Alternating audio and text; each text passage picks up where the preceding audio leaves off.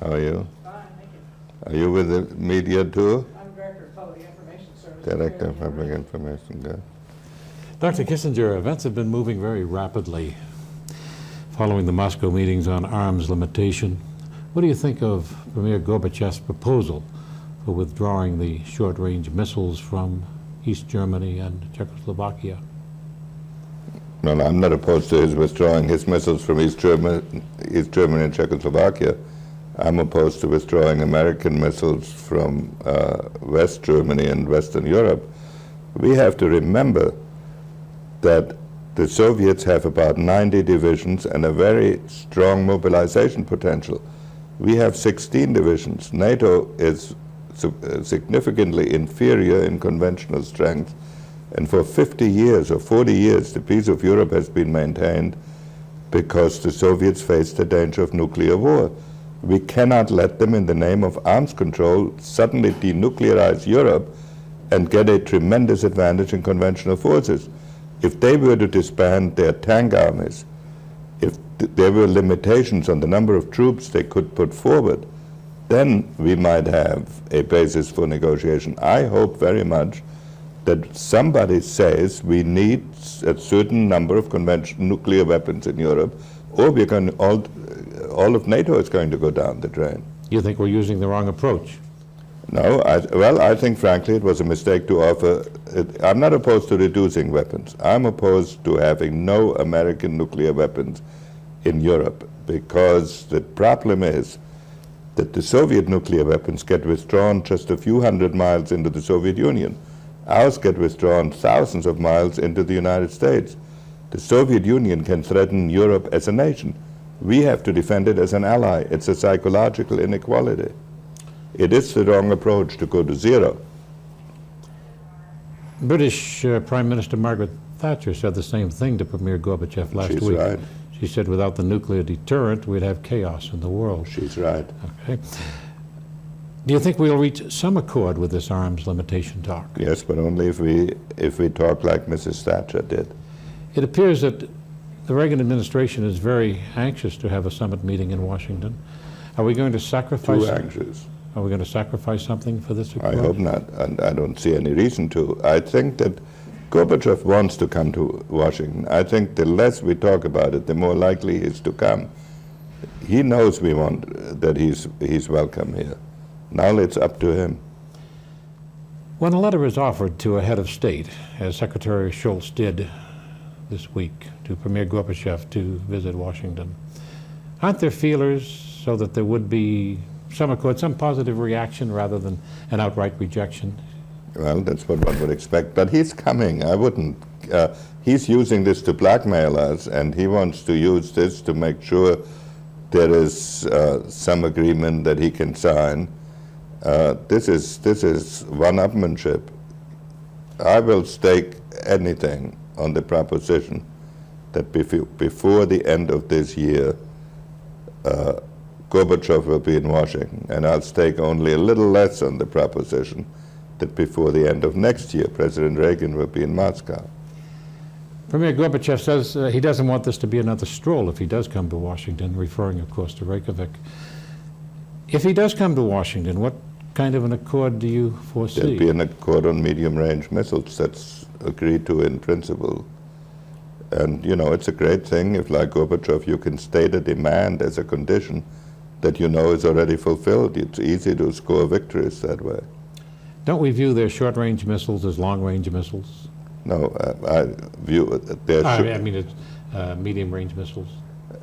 The distinction between short-range and medium and strategic missiles depends on the number of boosters you attach to the warhead, and boosters can be added and discarded in a matter of minutes. And anyway, they are very close by. They have about 20,000 warheads altogether, so whether they withdraw a few hundred from Europe is really does not affect the European nuclear danger.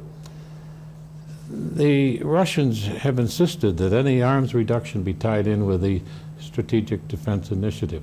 First, what are your views? Strategic reduction. Yes. What is your view of the? I favor the SDI? Strategic Defense Initiative. I think it is inconceivable that one can live in a nuclear world and does nothing to protect one's population. That's absolutely irresponsible. And why are the Soviets so opposed to the Strategic Defense Initiative? Because it eliminates or reduces their capacity for nuclear blackmail. So I favor the Strategic Defense Initiative, and I think with goodwill it can be incorporated into negotiations in such a way that realistic progress is possible. They want us to keep our testing within the laboratory. This is Well, one of the they want us- preconditions. They first don't want us to deploy it, then they want to get restrictions on our testing. If we meet their conditions, it will never happen. How can you test a space defense in a laboratory? It's absurd.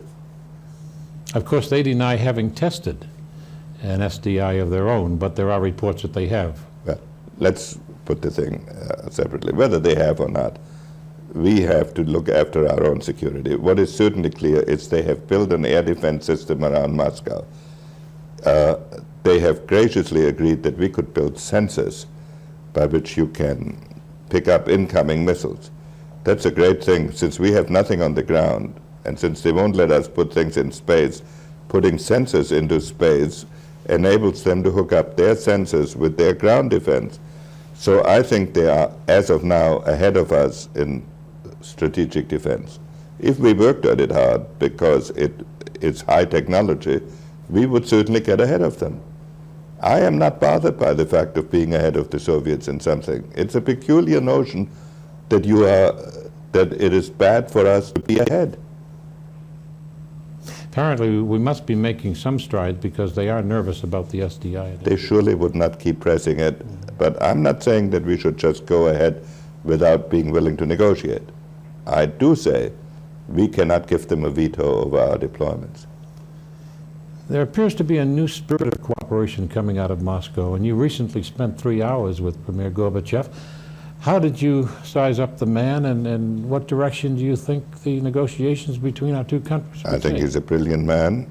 He's a different type from any we have seen before. I think, however, that we have to judge him by what he does in foreign policy, not by what he does in domestic policy.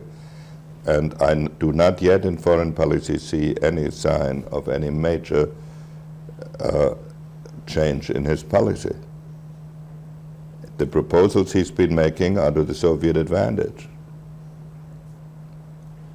The Nuclear Proliferation Treaty expires in 8 years. What do you foresee when this happens? Well, it's hard to foresee now, but I hope it will be renewed. Do you think it will be renewed? I think there'll be many pressures not to renew it. How many countries in the world do you think now have the bomb? Do you think South Africa, Israel, and Pakistan have the bomb too?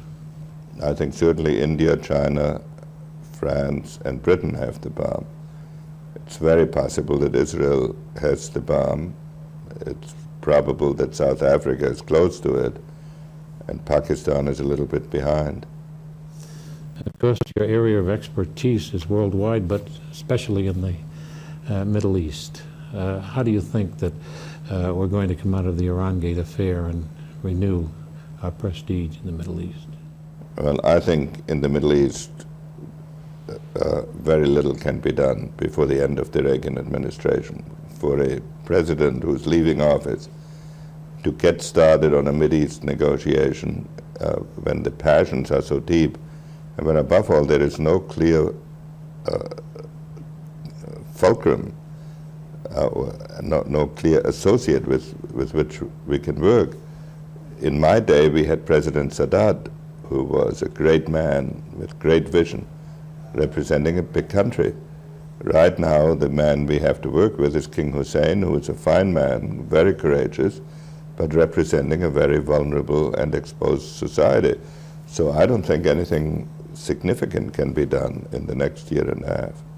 I'd like to ask you one final question, and it's been hashed and rehashed in the past week, but that is embassy security. Did we overreact to the problem with our embassies? Well, no, it's really hard to overreact when you when you have an embassy that was built in part with Russian labor that is one huge recording studio, and when you find out that the Marines, whom nobody had suspected before, had been a weak link and that Russian KGB agents had been running around our embassy, something has to be done about assuring security, but it's our responsibility.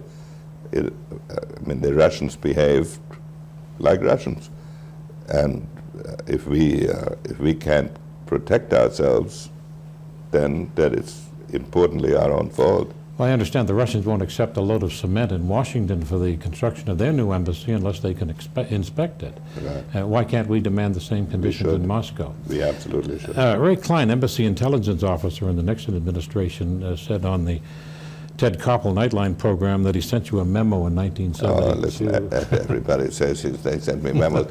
When you are Secretary of State, every memo gets addressed to the Secretary of State, and therefore, theoretically, it is possible. In 1972, we had the Vietnam War, we had a Middle East crisis, we had the Vietnamese offensive, we had the opening to China, we had a trip to the summit, and I wasn't Secretary of State, I was security advisor. I don't know whether his memo ever got past his own Secretary of State.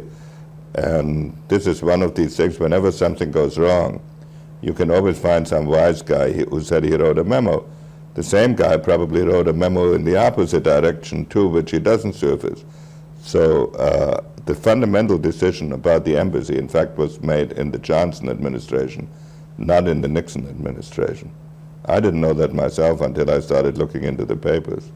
So in the condition the world was in that period, the construction of an embassy would have been low No, priority. but the construction of the embassy, the basic decision was made in the Johnson administration, wasn't made in the Nixon administration.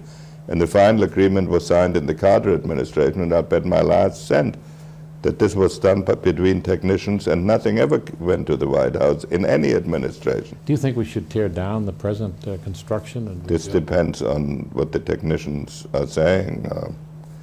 I think we have a good bargaining position because in an agreement that was signed when I was in office, the Soviets cannot move into their embassy until we move into ours. So we should be very hard-nosed in negotiating about it. Thank you very much, sir.